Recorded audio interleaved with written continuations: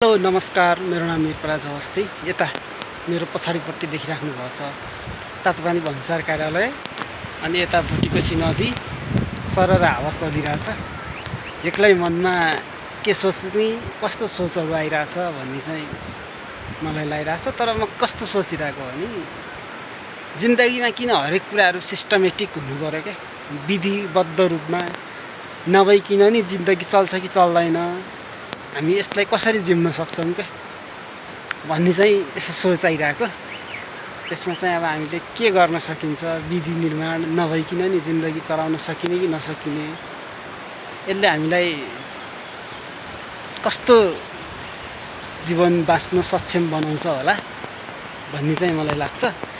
अनि मैले चाहिँ सोच्छु कि कति बेला किन हरेक कुराहरू सिस्टमेटिक हुनु पर्यो, जो पछि त्यो हुनु पर्यो। हरेक कुराहरू आकस्मिक रूपमा नि हुन रमाइलो लाग्छ होला नि, कुनै कुनै घटनाहरू त दुःख सुख जे भयो नि लाइफको पार्ट हो।